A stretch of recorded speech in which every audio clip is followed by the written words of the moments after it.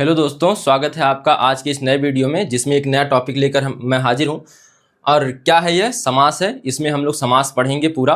और इसके पहले हम लोग देख चुके हैं हिंदी व्याकरण में संधि देख चुके हैं, अलंकार देख चुके हैं, छंद देख चुके हैं, ठीक है, और रस देख चुके हैं। अगर आपने वह वीडियो यह सभी नहीं देखे हैं तो आप प्लेलिस्ट में जाकर हिंदी व्याकरण के नाम से प्लेलिस्ट है, देख सकते हैं। तो आइए शुरू करते हैं। समास समास क्या होता है, सबसे पहले इसका अर्थ जानिए। तो इसका अर्थ जो होता है, समास का अर्थ होता है संक्षिप्त।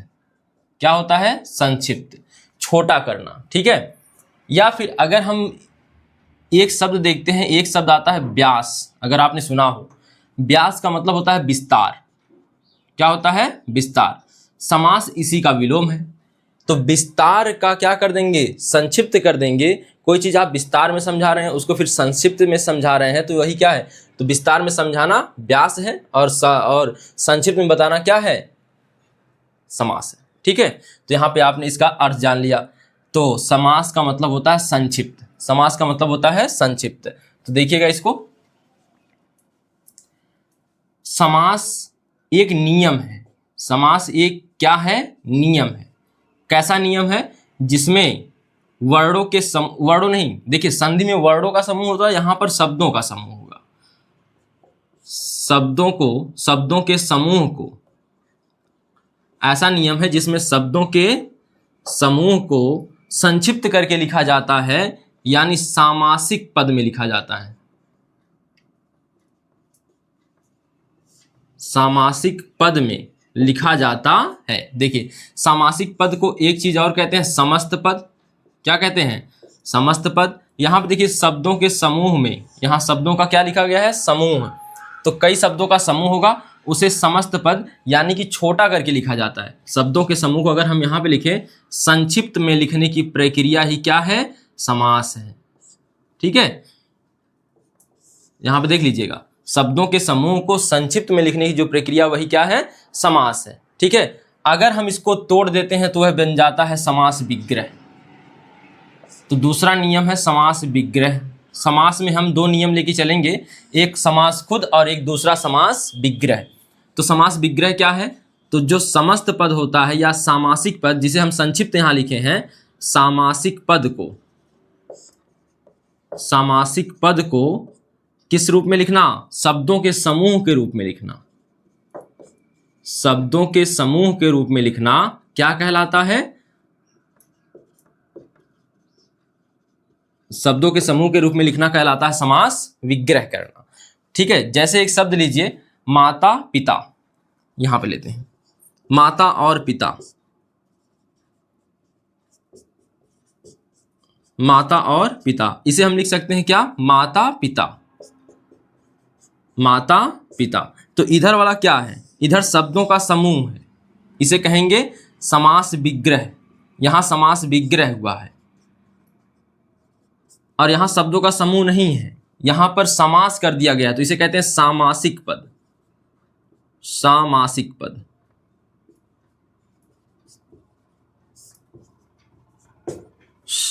सामासिक पद, ठीक है। और अगर हम बात करें तो इसे कहा जाता है, जो समास विग्रह करने से आता है, उसे कहते हैं शब्दों का समूह।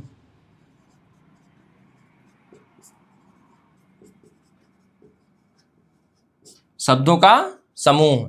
और यहां पे क्या आता है? इसे कहते हैं संक्षिप्त रूप, ठीक है, या फिर कहते हैं समस्त पद।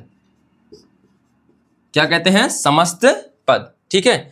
तो क्या है समास? क्या है समास का अर्थ जो होता है वह है संक्षिप्त करना।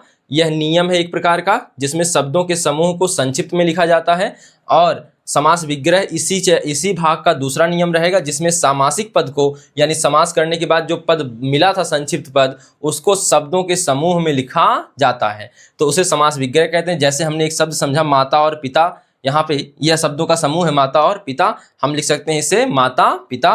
तो यहाँ माता और पिता क्या है? समास विग्रह करने पर जो आता है वह समास विग्रह है, ठीक है। यह शब्दों का समूह प्राप्त होता है समास विग्रह से। और जब सामासिक पद में यानी समास करके लिखा जाता है, तो उसे कहते हैं सामासिक पद या कहते हैं समस्त पद, ठीक है। तो आइए इसको एक चार्ट द्वारा समझते हैं।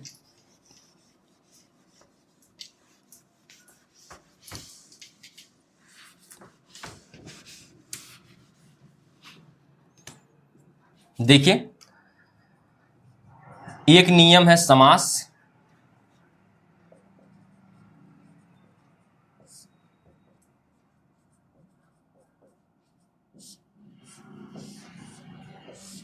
दूसरा नियम है समास विग्रह।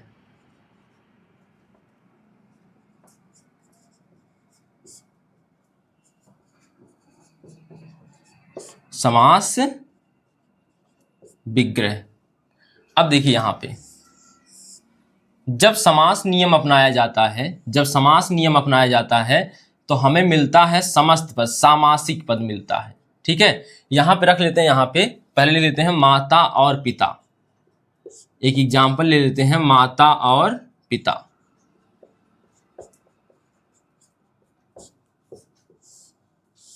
ठीक है, अब देखिए जब माता और पिता में यहां पर नियम लगाया जाएगा क्या, समास का, यानी इसको संक्षिप्त करना है। क्या करना है, संक्षिप्त। तो यहां से तीर चलाए हैं यहां, ठीक है, और यहां पे जब यह संक्षिप्त करेंगे तो इसे लिखा जाता है माता पिता। क्या लिखा जाता है, माता पिता, बीच में हाइफन लग जाता है। ठीक है, या फिर जैसे है गगन चुंबी, गगन को चूमने वाला, एग्जाम्पल हम अभी प्रयोग कर लेंगे, देखिएगा, और भी एग्जाम्पल देख लेंगे। तो यहाँ पे देखिए जब यह नियम लगाया गया है, अब यहाँ पे जैसे यहाँ पे समास लगाए हैं तो माता पिता हो गया, एक ही मिल गया। और यहाँ पे देखिए जब समास विग्रह वाला नियम अपनाएंगे तो यह फिर से इसी में चला जाएगा जिससे यह आया था। तो यहाँ पे यह समास विग्रह है, इसे कहते हैं शब्दों का समूह। शब्दों का समूह लिखा है ये, ठीक है, यह शब्दों का समूह है। और यह क्या है, समस्त पद है, समस्त पद कहते हैं, या फिर इसी कहते हैं सामासिक पद, सामासिक पद। ठीक है, देखिए अब यहां पे देख लीजिए एक बार, तो नियम क्या है, समास, और दूसरा नियम क्या है, समास विग्रह। समास करते हैं तो संक्षिप्त रूप में आता है जिसे हम समस्त पद कहेंगे। जब हम विग्रह करते हैं तो यह शब्दों के समूह के रूप में आता है। ठीक है, तो यह नियम एक दूसरे के विपरीत कार्य करते हैं, एक छोटा करता है तो एक बड़ा करता है। तो इसको सबसे पहले उतार लीजिए, फिर आते हैं हम लोग समास के प्रकार पर। आइए अब देखते हैं समास के प्रकार। सबसे पहले यहां पे बना लीजिएगा, यहां पे देखिए जब समास में इक प्रत्यय जुड़ता है, क्या जुड़ता है, इक प्रत्यय जुड़ता है, तो यहाँ पे यह जो है पहला वाली जो समास होता है ना, यह बड़ी मात्रा में बदल जाती है, सामासिक हो जाता है। क्या हो जाता है, सामासिक, सामासिक। ठीक है, तो यहाँ पे यह बना लीजिएगा, यह सामासिक होता है। ठीक है, तो यहाँ देख लीजिए। इसके बाद आते हैं इसके प्रकार पर। समास के कितने प्रकार होते हैं,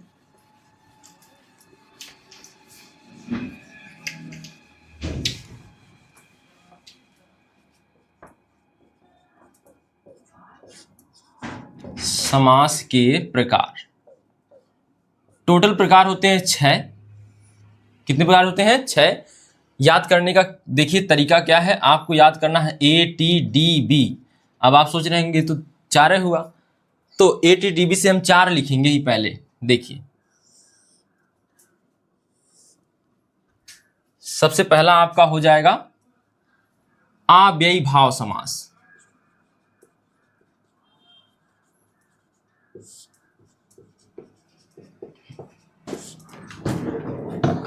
अव्ययी भाव समास, यह हो गया सबसे पहला, नंबर 1। फिर दूसरा है टी से तत्पुरुष समास।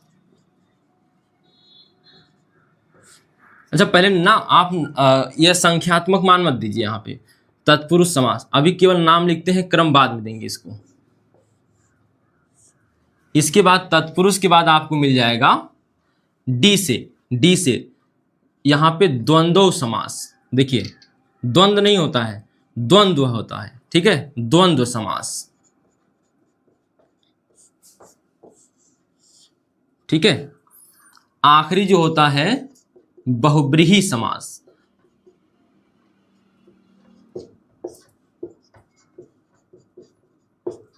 बहुब्रीहि समास।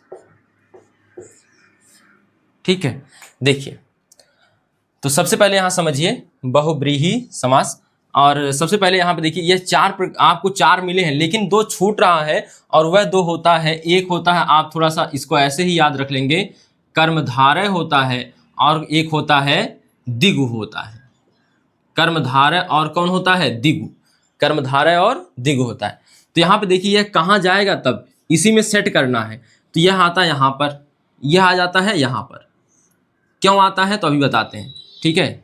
इसी के दोनों पटीदार हैं ये। कौन कौन? एक कर्मधारय और एक द्विगु। देखिए इनको इसी में शामिल कर लेंगे, लेकिन इनको गिनती में जरूर शामिल करेंगे प्रकार में।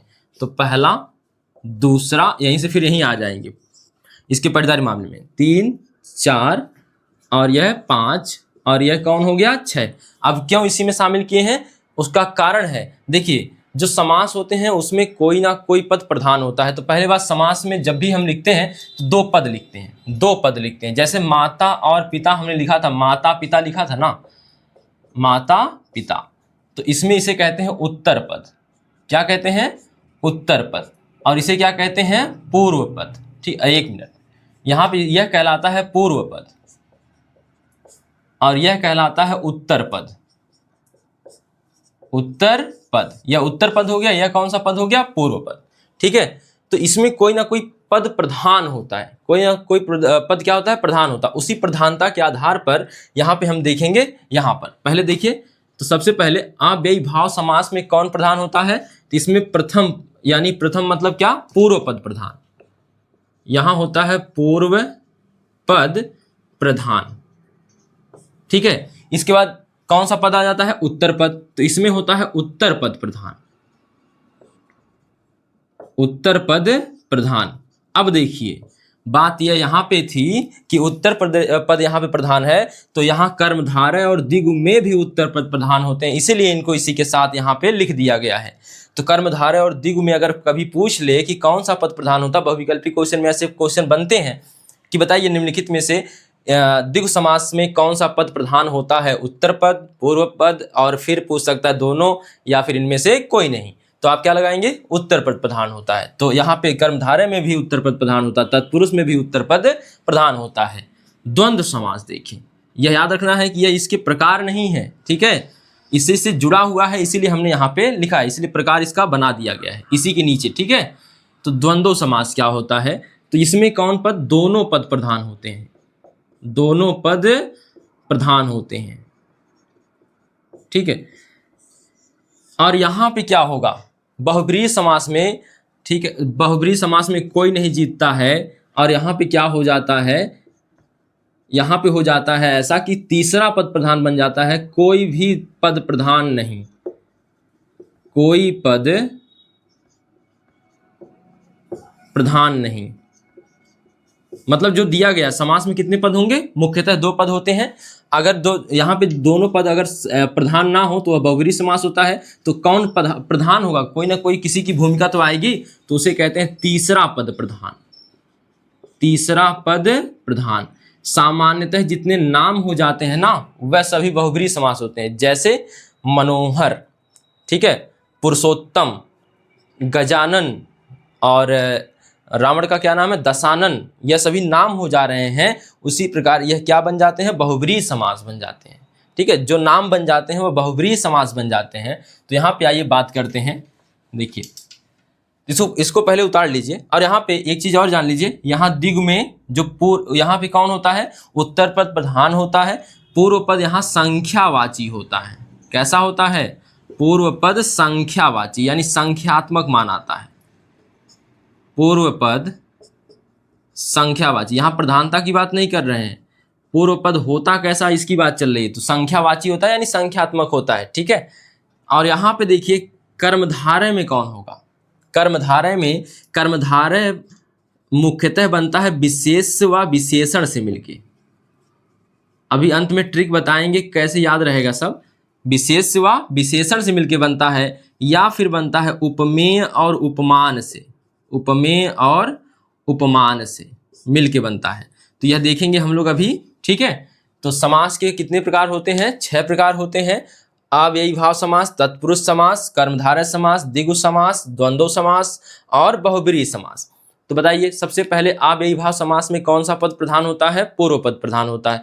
फिर तत्पुरुष समास में कौन सा पद प्रधान होता है? तो उत्तर पद प्रधान होता है। तो इसके साथ उत्तर पद जो है और किसमें किसमें प्रधान है? तो कर्मधारय में और द्विगु में है। द्वंद्व में से क्या कौन कौन प्रधान होते हैं? तो दोनों पद प्रधान होते हैं। और जो आखिरी है आपका बहुव्रीहि समास, उसमें कोई तीसरा पद प्रधान होता है, जो दोनों पद आते हैं वो प्रधान नहीं होते हैं। तो सबसे पहले इसको उतारिए, फिर हम लोग एक एक समास के बारे में जिक्र करते हैं। आइए अब देखते हैं अव्ययी भाव समास। ठीक है, देखिए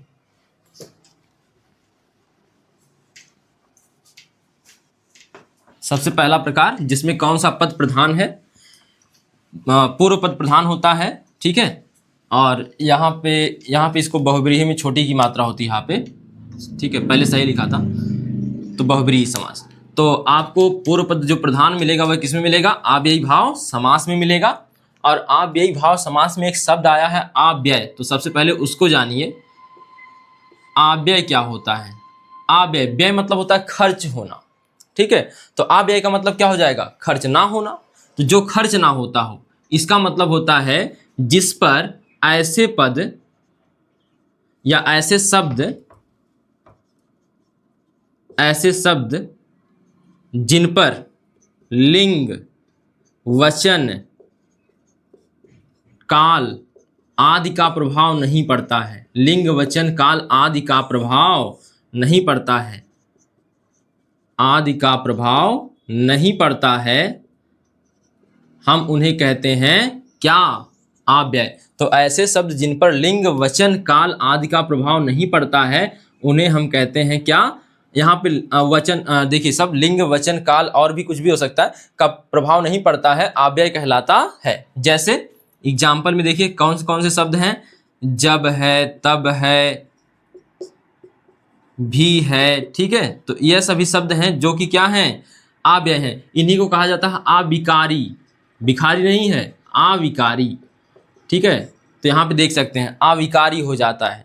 तो और भी देख सकते हैं जैसे प्रति भी है। ठीक है, तो ज़्यादातर जो उपसर्ग होते हैं ना, इसी में आ जाएंगे। तो अभी बात करते हैं, तो सबसे पहले हम शुरू करते हैं अव्ययी भाव समास। तो सबसे पहला समास है हमारा अव्ययी भाव समास। ठीक है, देखिए तो सबसे पहले इसमें जानिए प्रधान कौन है? उत्तर पद। प्रधान कौन है? अरे सॉरी, उत्तर पद नहीं है, पूर्व पद है। ठीक है, और पूर्व पद की एक विशेषता है,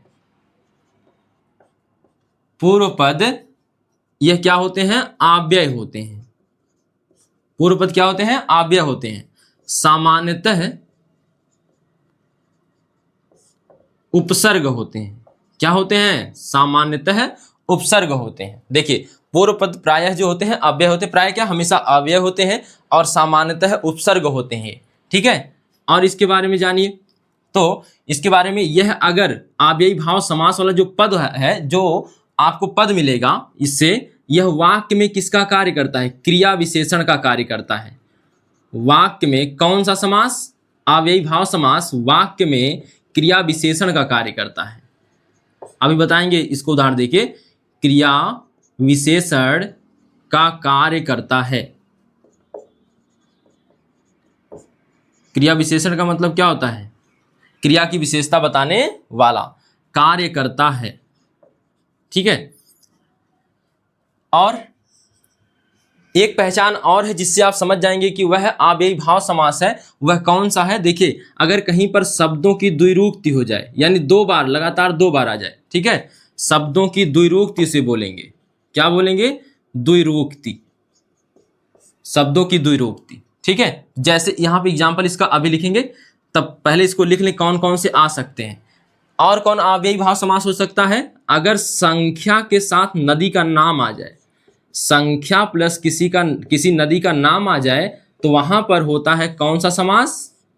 अव्ययी भाव समास। अव्ययी भाव समास। ठीक है, तो संख्या के साथ नदी का नाम आने से वह क्या बन जाता है? अव्ययी भाव समास बन जाता है। तो आइए बात करते हैं यहाँ पे उदाहरण की हम। तो अगर यहाँ पे बात करें उपसर्ग से या अव्यय या उपसर्ग से मिलकर बनने वाले समास की उदाहरण बात करते हैं, तो देखिए यहाँ पे क्या होगा। एग्जाम्पल देखिए, इसका उदाहरण लिख दें।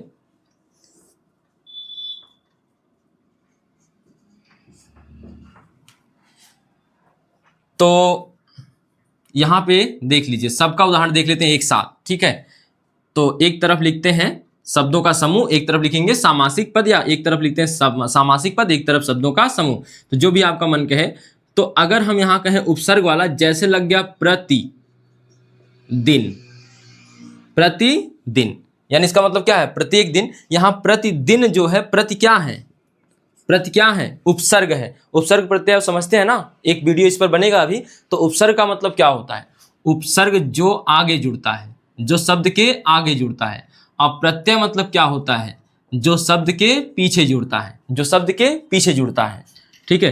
प्रत्यय माने पाछे, पाछे मतलब पीछे, ठीक है। उपसर्ग माने आगे।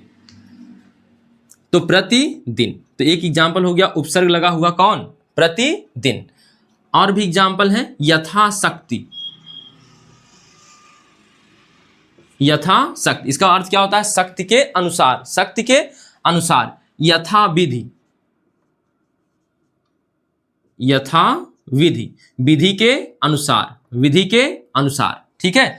अब देखिए यहां पे एक और देख लीजिए, और आप देख सकते हैं निर्बल, निर्बल क्या है, निर्बल। तो इसमें क्या हुआ है, देखिए निर लगा है, निर क्या है, उपसर्ग है। यथा भी उपसर्ग था, साथ साथ में देख लीजिए आव्यय भी है, यथा है, प्रति है, ठीक है। यह वो क्या है, आव्यय भी है। निर्बल, दुर्बल, सबल, यह सभी क्या है, उपसर्ग लग रहे हैं। निर्बल में निर हो गया, दुर्बल में दुर हो गया, और सबल में सा हो गया।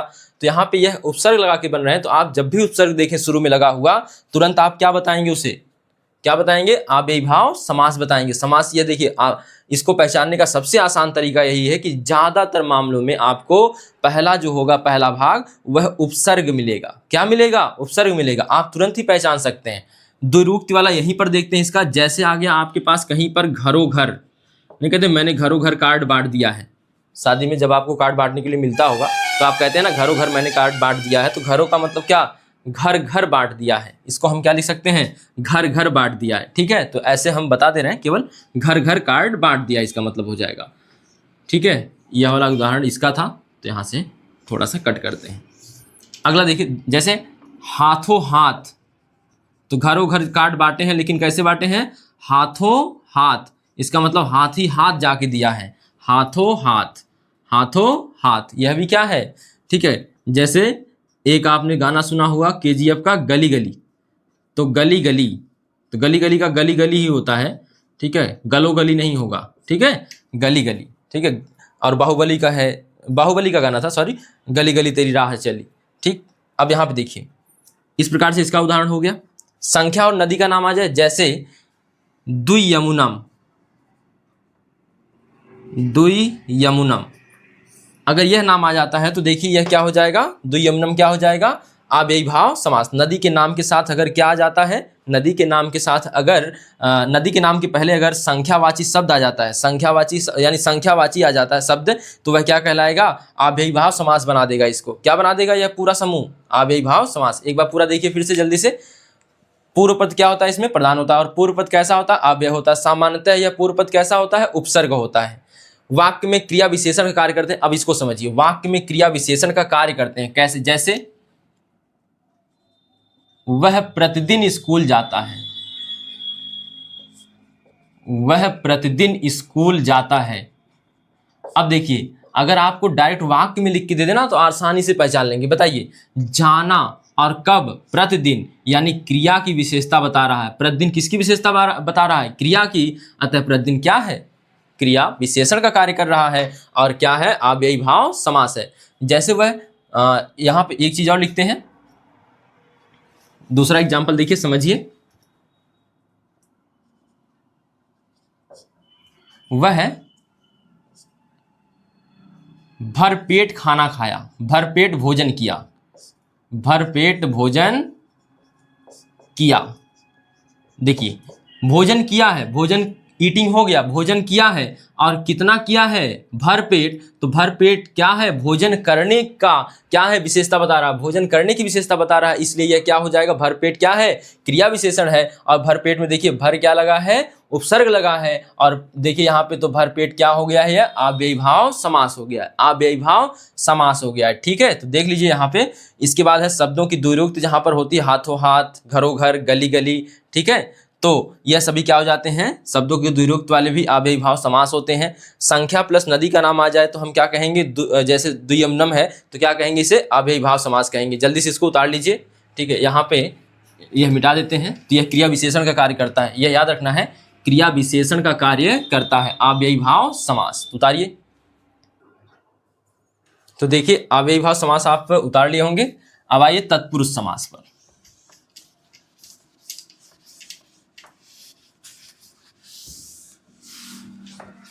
तत्पुरुष समास।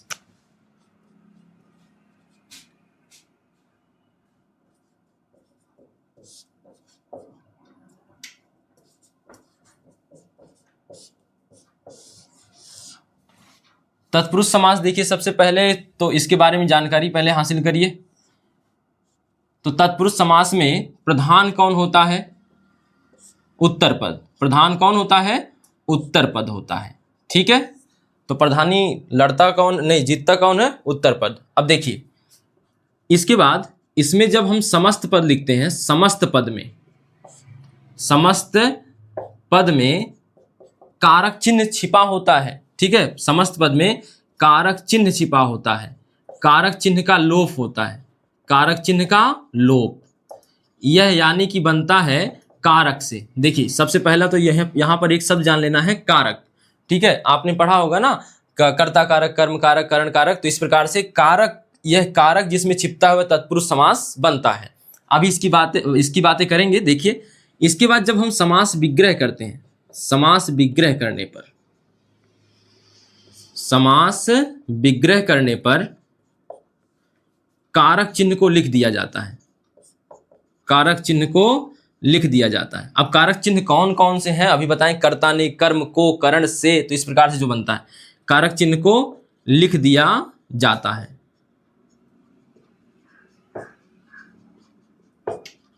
ठीक है, प्रकार कितने बनेंगे इसके फिर हम लोग पढ़ेंगे प्रकार। ठीक है, प्रकार कितने बनेंगे, मुख्यतः आपको कर्ता को छोड़ दिया जाता है। ठीक है, कर्ता को क्या कर दिया जाता है, छोड़ दिया जाता है। प्रकार बनते हैं, आपको मिल जाएंगे 6 प्रकार। कितने प्रकार मिल जाएंगे, 6 प्रकार टोटल मिल जाएंगे। सभी प्रकारों की अभी बात करते हैं, अलग से हम एक स्लाइड पर अलग से देखेंगे। सबसे पहले यहाँ पे देख लीजिए, प्रधान कौन है, उत्तर पद। समस्त पद में कारक चिन्ह का लोप हो जाता है, समास विग्रह करने पर कारक चिन्ह लिख दिया जाता है। जैसे एक हम उदाहरण लेते हैं समझाने के लिए अभी केवल, इसके बाद देखिए कारक की बात करते हैं। यश प्राप्त, यश प्राप्त यानी क्या हो गया, यश को प्राप्त, यश को प्राप्त। देखिए यश प्राप्त मतलब यश को प्राप्त। देखिए यहाँ पे कारक चिन्ह नहीं लिखा गया, यहाँ को क्या है, कारक चिन्ह है। कर्ता ने कर्म को, कर्म, देखिए कर्म जो आया है ना, कर्म जो आया है उसके लिए क्या है, कारक चिन्ह को है। तो यहाँ पर कर्म कारक तत्पुरुष समास होता है, कर्म कारक तत्पुरुष समास होता है। तो इसको हम देखेंगे अभी। सबसे पहले यह उतार लीजिए, यह तो एग्जाम्पल था आपका। ठीक है, तो हम सभी प्रकारों को देखेंगे इसके। तो अब देखिए तत्पुरुष समास के जो 6 प्रकार हैं उनको।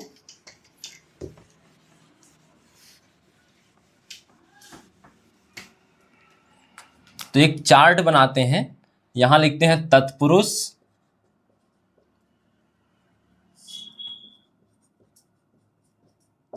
समास के प्रकार, या भेद भी कह सकते हैं आप लोग। ठीक, दूसरा बनाएंगे कारक चिन्ह। तो कारक चिन्ह का लोप होगा ना। ठीक है, कारक चिन्ह, यहां पर लिखेंगे समस्त पद, और यहां पर लिखेंगे समास विग्रह। देखिए यहां पे मैं एक साथ सब कुछ लेके चल रहा हूं। प्रकार आप केवल प्रकार जानना है तो आप उदाहरण के साथ समझें यहां पे। तो देखिए यहां पे एक लिख लेते हैं क्रम। तो नंबर 1 आपको कितने बनाने हैं, 6 इसी प्रकार से बनाने हैं। 2 3 4 5 और यह हो गया नीचे 6। तो देखिए सबसे पहला सबसे पहला जो आएगा, कर्ता वाला नहीं शामिल होता है, कर्ता कारक नहीं शामिल होता है, कर्म शामिल, कर्म से शुरू होता है। ठीक है, तो जैसे याद करना हो तो आपने याद किया होगा कर्ता ने कर्म को, ठीक है, इसी प्रकार से याद किया होगा ना। तो कर्ता ने छोड़िए कर्म को, कर्ता ने कर्म को करण से, कर्ता ने कर्म को करण से संप्रदान के लिए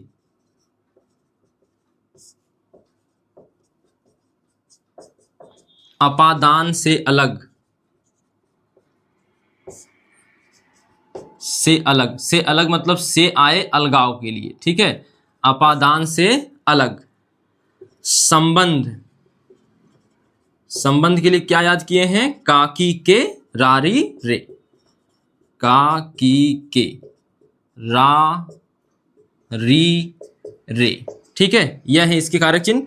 और इसके बाद संबंध के बाद आपका आ जाता है आखिरी अधिकरण, अधिकरण। इसमें क्या आता है, में, पे, पर। ठीक, फिर से देख लीजिएगा सब, यहां पे टोटल आपके 6 लिख दिए गए हैं।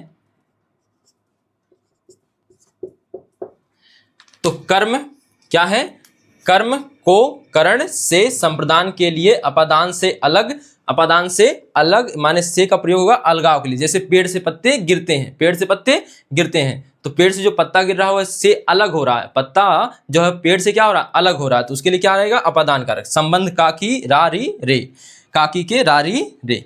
ठीक है, अब यहाँ पे अधिकरण के लिए में पे पर, में पे पर। ठीक है, उदाहरण देखिए सबसे पहले, तो समस्त पद जो लिखते हैं उदाहरण, यहाँ पे यह क्या है, उदाहरण है। एक लाइन यहाँ से और ड्रा करें तो यहाँ पे देखिए उदाहरण वाला हिस्सा है, ना दिख रहा हो ऊपर तो आप लोग अपनी कॉपी में नोट कर लीजिएगा, उदाहरण का हिस्सा है। तो सबसे पहले एक उदाहरण देखिएगा, वही जो अभी लिखा था, यश प्राप्त, यश प्राप्त, यश को प्राप्त, यश को प्राप्त।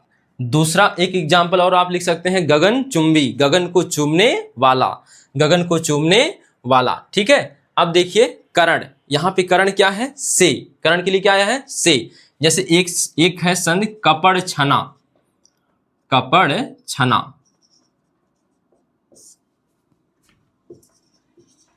कपड़े से छना हुआ, कपड़े से छना हुआ, कपड़े से छना हुआ। ठीक है, तो यहां पे देख सकते हैं कर्म को, कर्म को, यश प्राप्त, यश को प्राप्त, करण से, कपड़ छना, कपड़े से छना हुआ, संप्रदान के लिए, संप्रदान के लिए। ठीक है, अब इसके लिए आते हैं एग्जाम्पल क्या बनेगा वह देखिए। संप्रदान के लिए नर बलि नहीं, भूत बलि, यहां भूत बलि का मतलब क्या, भूत की बलि नहीं होगी, भूत के लिए बलि, भूत के लिए बलि। बलि का मतलब आप समझ रहे होंगे, बलि का बकरा। ठीक है, भूत के लिए बलि, तो संप्रदान के लिए भूत बलि, भूत के लिए बलि।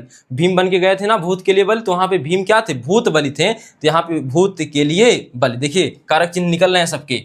अपादान से अलग, अपादान से अलग, देश निकाला, यहां देखिए देश निकाला, तो देश से निकाला गया, देश से निकाला। ठीक है, देश से निकाला गया लिख सकते हैं, या देश से निकाला। ठीक, और फिर आ जाता है का की रारी रे, और यह किसमें आता है, संबंध में। किसमें आता है, संबंध में। सबसे पहले अधिकरण देखिए, तो अधिकरण का क्या बनता है एग्जाम्पल, जैसे वनवास, वनवास, ये इसका क्या हो जाएगा, वन में वास, वन में वास। अब इसका देख लीजिए, जैसे राजपुत्र, इसका मतलब क्या हो जाएगा, राजा का पुत्र, राजा का पुत्र। देख लीजिए यह सब। तो यहां पे देख लीजिए, आपको यह तत्पुरुष समास के सभी प्रकार बताए गए हैं। तो इसमें आपको कर्ता कारक नहीं शामिल करना है, बाकी 7 कारक होते हैं, कर्ता कारक छोड़ देंगे तो जो 6 कारक बचते हैं वह बन जाते हैं आपके तत्पुरुष समास के प्रकार। तो सबसे पहले नाम कैसे पढ़ेंगे, कर्म कारक तत्पुरुष समास, कर्म कारक तत्पुरुष समास। करण कारक तत्पुरुष समास, संप्रदान कारक तत्पुरुष समास, अपादान कारक तत्पुरुष समास, संबंध कारक तत्पुरुष समास और अधिकरण कारक तत्पुरुष समास। तो कर्म के लिए कारक चिन्ह को है, करण के लिए से है, संप्रदान के लिए के लिए है, अपादान के लिए से है, संबंध के लिए क्या है का की के रारी रे है, अधिकरण के लिए क्या है यहाँ पे कारक चिन्ह में पे पर है। ठीक, तो यहाँ पे देखिए इसके लिए सबसे पहले आ जाएगा आपका करण कारक, कर्म कारक के लिए उदाहरण क्या बना, यश प्राप्त, यश को प्राप्त, कपड़ छना बना है आपको किसके लिए, करण के लिए, तो बना है कपड़े से छना हुआ। भूत बलि किसके लिए बना है, तो संप्रदान के लिए, संप्रदान के लिए है तो भूत के लिए बलि हो गई। अपादान से अलग, अपादान से अलग याद रखेंगे अच्छे से का प्रयोग होगा, अलग नहीं प्रयोग होगा, से का प्रयोग होगा लेकिन अलग का सेंस देगा। ठीक है, देश निकाला, देश निकाला, देश से निकाला गया। संबंध क्या होगा, काकी के रारी रे, और यहाँ पे उदाहरण बना है राजपुत्र, राजा का पुत्र। और अधिकरण का एग्जाम्पल क्या बना है, वनवास, वन में वास। जल्दी से इसको उतारिए। तो आइए अब देखते हैं कर्मधारय समास। यह हो गया हमारा कौन सा, तत्पुरुष समास और तत्पुरुष समास के प्रकार। तो तत्पुरुष समास किस पे निर्भर करता है, कारक चिन्हों पर, कारक पर निर्भर करता है। ठीक है, आपसे केवल तत्पुरुष समास पूछेगा तो आप बता लेंगे, इतना अंदर जाके डीपली नहीं पूछने वाला है। तो देखिए, तो यहां पे बात करते हैं अब कर्मधारय समास की।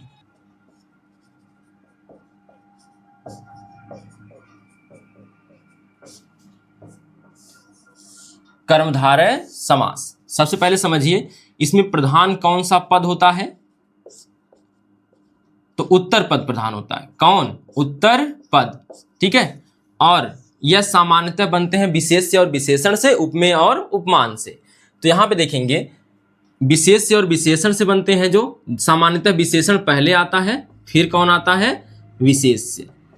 तो आप चाहे विशेष से और विशेषण बोलिए या विशेषण और विशेष से। तो दोनों शब्दों को पहले समझिए, विशेषण और विशेष से होते क्या हैं,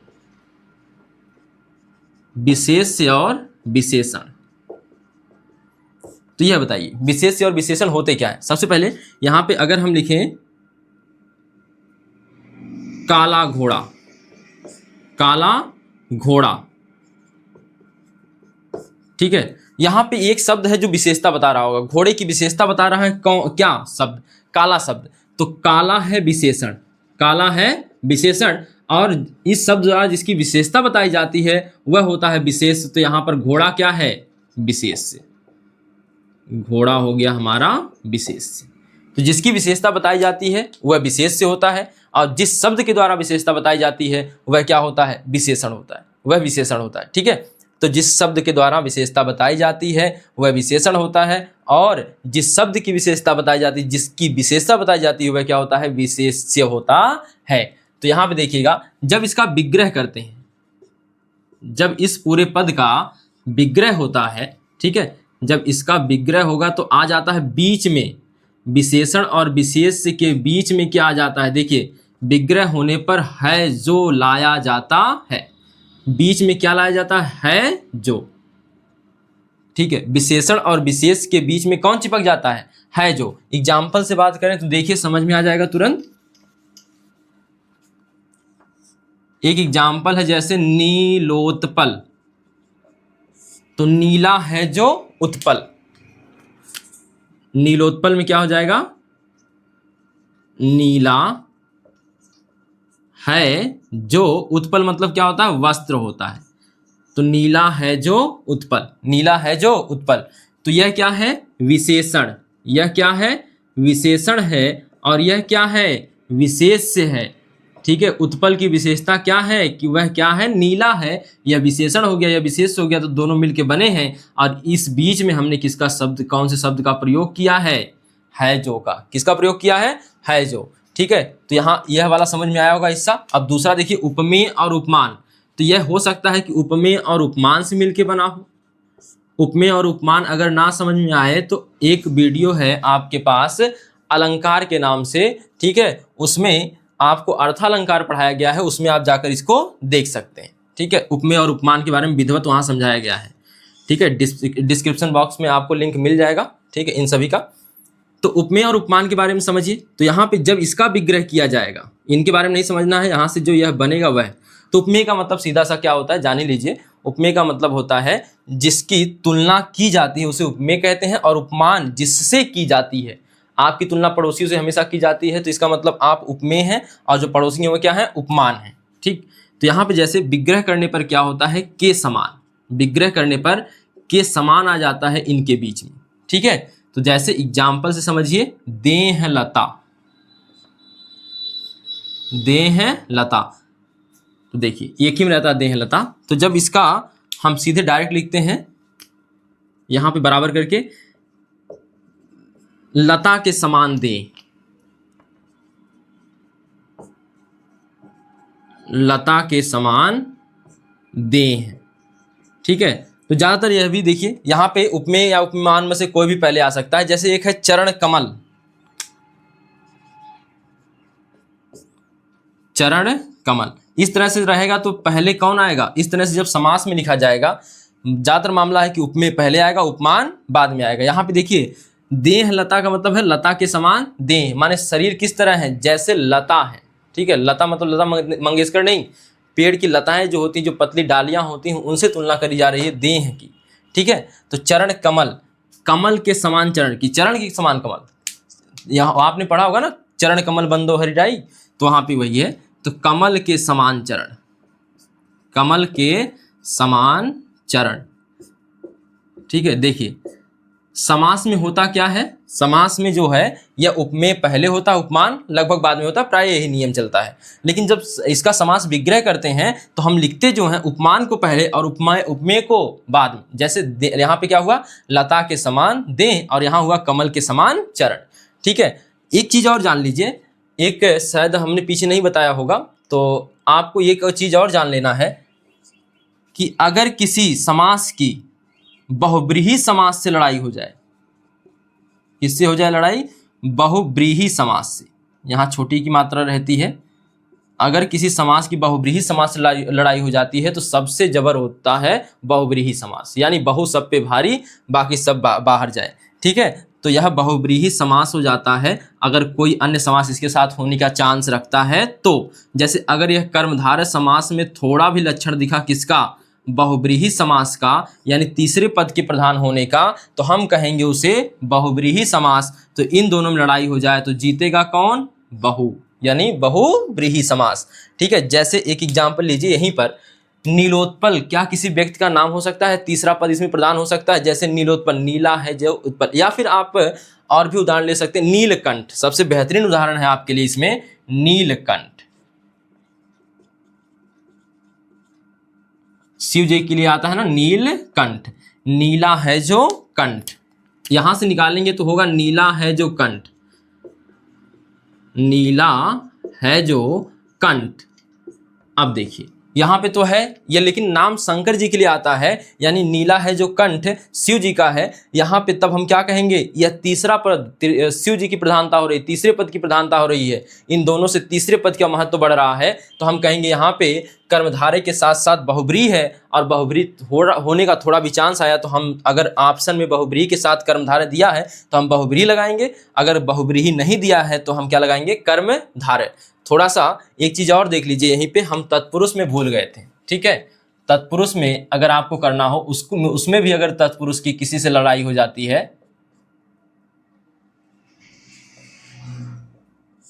तत्पुरुष समास,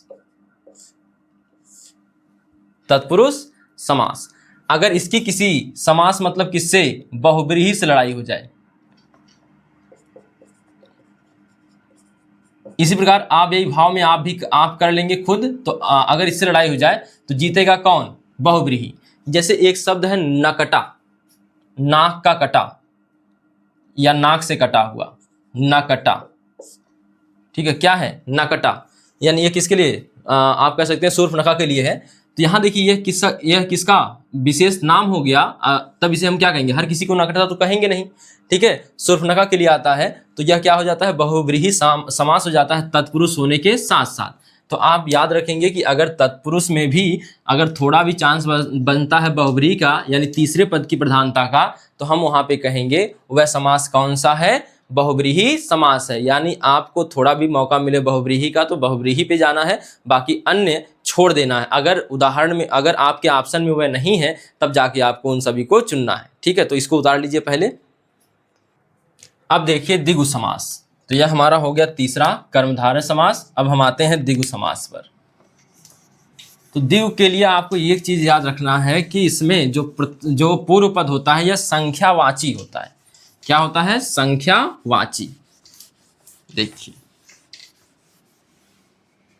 और संख्या भी एक तरह से क्या होती है? विशेषता ही होती है किसी चीज की। जैसे इस क्लास में 40 बच्चे बैठे हैं तो इसका मतलब हम क्या कह रहे हैं? 40 जो बच्चे हैं जो संख्या बता रहे हैं वो विशेषता ही बता रहे हैं। तो एक तरह से यहाँ पे भी संख्यावाची भी क्या है? विशेषता बताता है। तो देखिए, तो यहाँ पे हम कहेंगे द्विगु समास। अब बात करेंगे द्विगु समास की।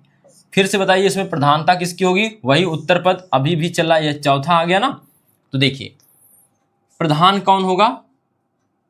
आपके गांव के प्रधान नहीं होंगे, यहाँ पे प्रधान कौन होगा? उत्तर पद। प्रधान कौन होगा? उत्तर पद होगा। ठीक है, अब यह जो होगा प्रथम पद यानी पूर्व पद जो होगा, पूर्व पद प्रायः संख्यावाची होता है। प्रायः कैसा होता है? संख्यावाची होता है, यानी संख्या होती है। और इसमें और चीज, दो अपवाद जान लीजिए जो कि इसमें शामिल नहीं होंगे। ठीक है, तो यहाँ पे अगर संख्या प्लस नदी का नाम आ जाए, संख्या प्लस नदी का नाम आ जाता है तो हम इसे क्या कहते हैं? आपको यह पीछे बताया गया है, यह अव्ययी भाव समास होता है। अव्ययी भाव समास बन जाता है, जैसे द्वियमुनम लिखा था वहां पे। ठीक है, अव्ययी भाव समास। तो इसको यहाँ से हटा देंगे।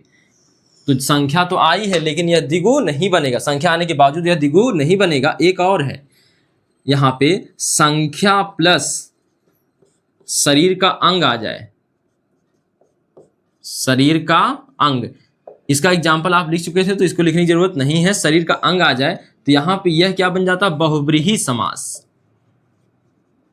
यह बन जाता है बहुव्रीहि समास। आई बात समझ में? इसका एग्जाम्पल देख लीजिए। इसका एग्जाम्पल क्या हो जाएगा? चतुर्भुज, चार भुजाओं वाला। अगर हम बात करें चतुर्भुज किसे, चतुर्भुज एक विशेष का नाम हो जाता है। जैसे आपको चतुर्भुज से ज्यादा बेहतर नाम लगेगा एक दंत, एक दंत दयावंत चार भुजा दानी। ठीक है, अब यहाँ पे देखिए, एक दंत किसका नाम है? गणेश का। इसके बाद देखिए दशानन किसका नाम है? रावण का। ठीक है, इसी प्रकार आप कर सकते हैं। और कोई उदाहरण आपको मिल सकता है, दशानन है। ठीक है, रहने देते हैं इतना, अभी हमको भी नहीं याद आ रहा। तो चतुर्भुज है, एक दंत है, दशानन है। ठीक है, और यहाँ पे देख सकते हैं यह सभी क्या है? बहुव्रीहि समास हो जाएंगे। लेकिन हाँ, अगर ऑप्शन में बहुव्रीहि समास नहीं है तो आप इसको किस में लगाएंगे? द्विगु समास में। संख्या से द्विगु तो हो जाएगा, इसमें दोनों समास है, द्विगु भी है और कौन है? बहुव्रीहि भी है। द्विगु भी है, बहुव्रीहि भी है, लेकिन सबसे ताकतवर कौन है? बहु, यानी बहुव्रीहि समास। तो याद रखना है। तो यहाँ पे बहुव्रीहि और किसकी टक्कर हो जाए? द्विगु की। बहुव्रीहि प्लस द्विगु की अगर टक्कर होती है तो जीत किसकी होती है? बहुव्रीहि की। ठीक है, तो याद रखना है कि अगर किसी समास में छिपा हुआ है द्विगु भी और बहुव्रीहि भी, यहाँ पे याद रखना है केवल इतनी सी बात, अगर किसी व्यक्ति का नाम लगने लगे ना तो समझ जाइए वहां पे कौन सा होने वाला है? द्विगु समास होने वाला है। तो चतुर्भुज हो जाएगा, एक दंत हो जाएगा, दशानन हो जाएगा। ठीक है, इसी प्रकार से एक और देखिए, तिरंगा, जो कि इंपॉर्टेंट था, बहुत छूट गया। तिरंगा, क्या हर देश की झंडे को हम तिरंगा कह सकते हैं? भले 3 रंग होगा, नहीं कहेंगे। हम अपने भारत के देश के ही झंडे को हम क्या कहते हैं? तिरंगा कहते हैं। तिरंगा साथ साथ में क्या है?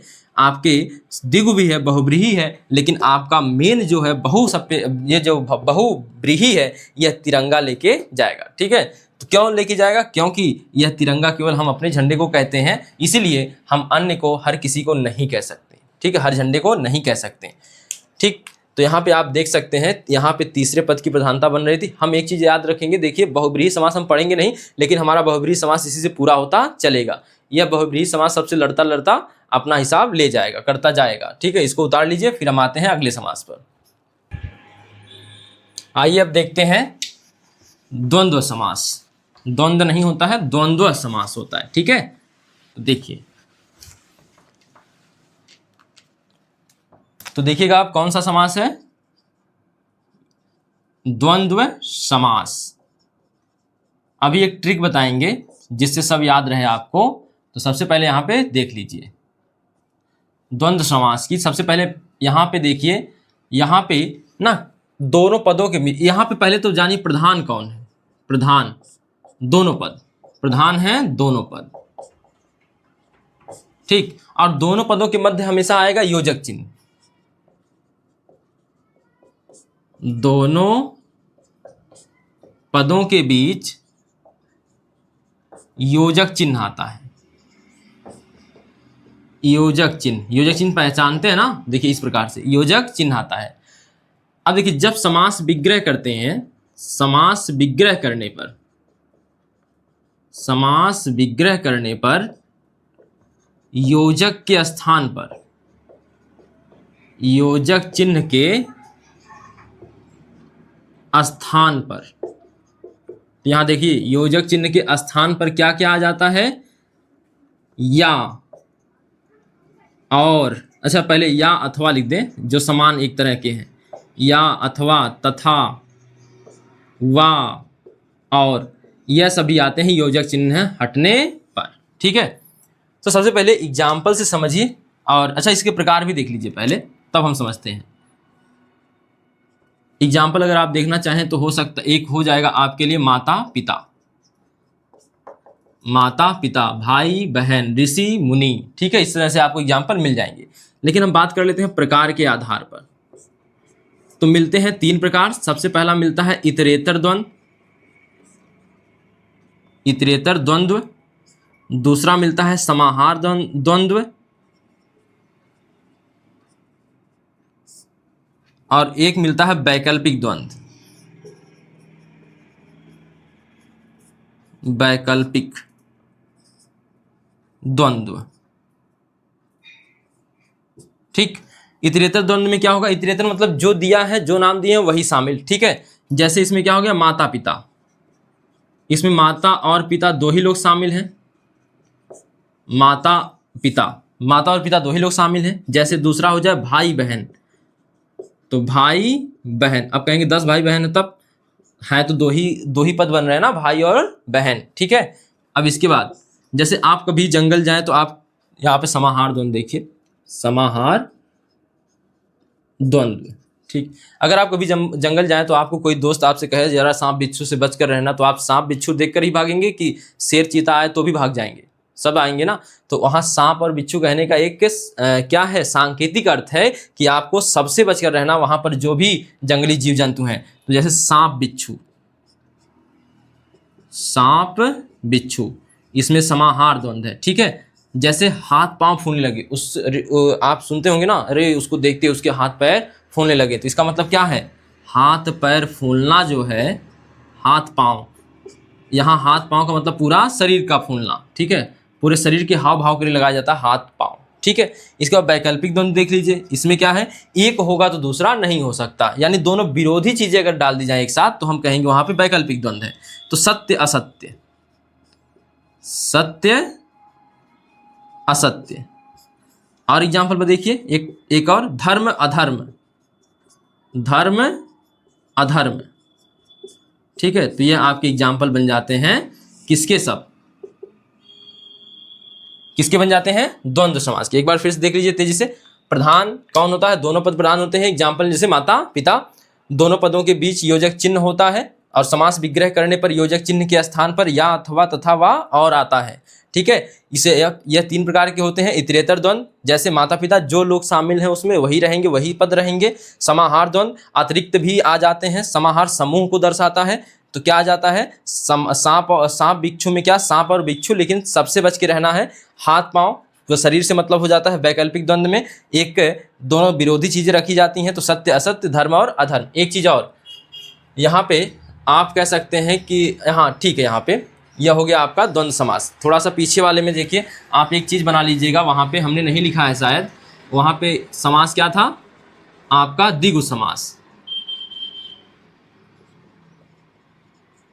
द्विगु समास। संख्या से तो आप पहचान लेंगे, लेकिन जब समास विग्रह करेंगे, समास विग्रह जब द्विगु का होता है तो समूह लग जाता है, समूह या समाहार लग जाता है, समूह या क्या लग जाता है, समाहार। थोड़ा वहां पे एक लाइन यह भी जोड़ लीजिएगा, समूह या समाहार। जैसे आ गया चौराहा, तो चार राहों का समूह, ठीक है, चौराहा में चार राहों का समूह। तिराहा, तीन राहों का समूह। चतुर्भुज, चार भुजाओं का समूह। त्रिभुज, तीन भुजाओं का समूह।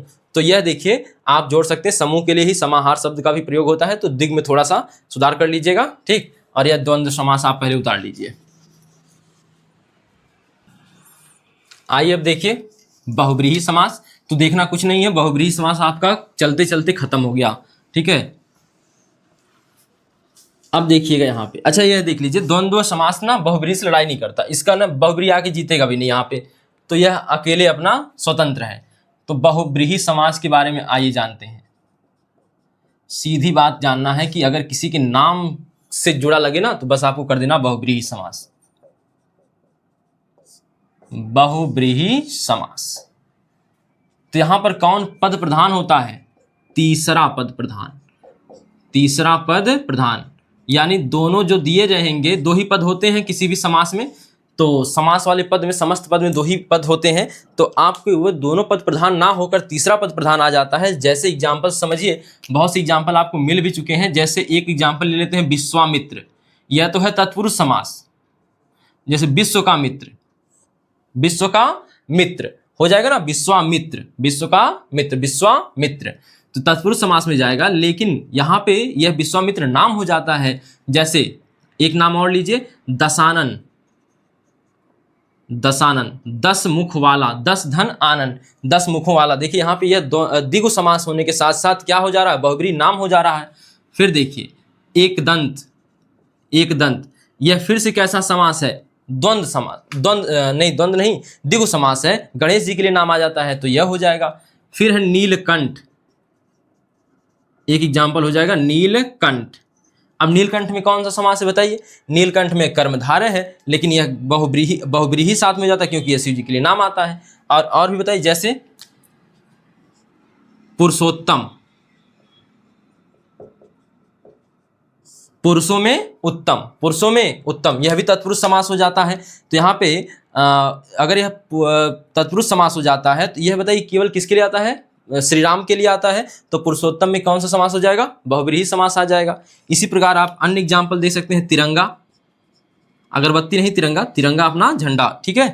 तो यहाँ पे तिरंगा, भारत की शान तिरंगा, तो तिरंगा में भी कौन सी संधि आ जाएगी, बहुब्रीही समास। भले या यहाँ पे क्या है, यहाँ पे आपको द्वंद्व लगेगा, लेकिन तिरंगा कौन सा समास हो जाएगा, बहुब्रीही समास। इसी प्रकार आप अन्य समास को भी देख सकते हैं, कामदेव को देख सकते हैं, इसी में आएंगे, बहुब्रीही समास में आएंगे, ठीक है। तो इस प्रकार से यह आपका समास वाला पूरा टॉपिक समाप्त हुआ, ठीक। तो अन्य जो भी बहुब्रीही से लड़ता है वह हार जाता है, जो नहीं लड़ता है वह हारेगा ही नहीं। तो केवल द्वंद्व नहीं लड़ता है, बाकी सभी लड़ते हैं, और लड़ाई हो गई तो जीतेगा कौन, बहुब्रीही, बहु सब पे भारी, ठीक है। तो इसको उतार लीजिए। थोड़ा सा एक बात इसमें और देख लीजिए, इसके बाद हम एक आपको ट्रिक बताते हैं, उसके आधार पे आपको पूरा का पूरा यह जो है समास याद रहेगा, ठीक है। तो इसमें एक चीज़ और छूट गई, वह क्या है कि आपको बताना था, मतलब यह भी पहचानने की ट्रिक है। ज़्यादातर पर्यायवाची शब्द किसी नाम के ना, पर्यायवाची शब्द, जैसे शिव का पर्यायवाची और राम के पर्यायवाची, गंगा का पर्यायवाची, जो भी पर्यायवाची शब्द आ जाते हैं लगभग किस में चले जाते हैं, पर्यायवाची शब्द जो बनते हैं वह कौन सा समास में जाते हैं, बहुब्रीही समास में, ठीक है। तो बहुब्रीही समास में थोड़ा सा देखेंगे, जैसे यहाँ पे हर पर्यायवाची शब्द नहीं जाएगा। जैसे शिव का पर्यायवाची, जैसे किसी देवता का नाम है उसका पर्यायवाची शब्द कहाँ चला जाएगा, बहुब्रीही समास में चला जाएगा, ठीक है। तो यहाँ पर इसको मिटाते हैं।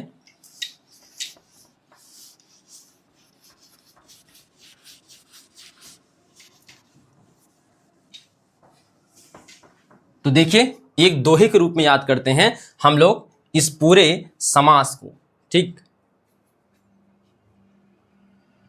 यहां पे दोहा लिख लीजिए आप लोग भी साथ में, क्या है, कारक छिपै तत्पुरुष होय,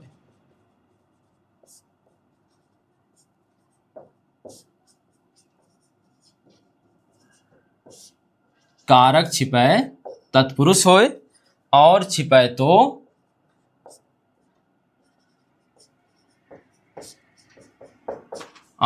तो द्वंद्व होय। कहा है विशेषण कर्मम धारय।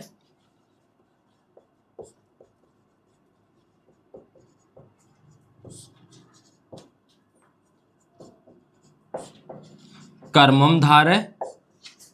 तीसर अर्थ धरय जो कोय।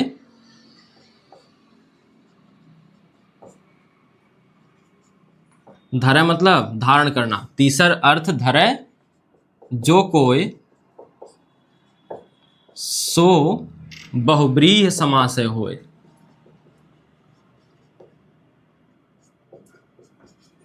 सो बहुब्रीहि समासः होय। देखिए रटने के लिए समासः लिख रहे हैं, ठीक है। और बच गए आपके दो और, तो संख्या से दिगु जानो।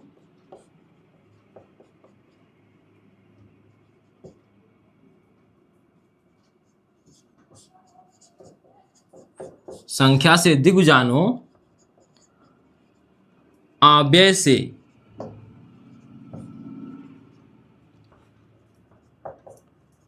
अव्ययी भाव मानो।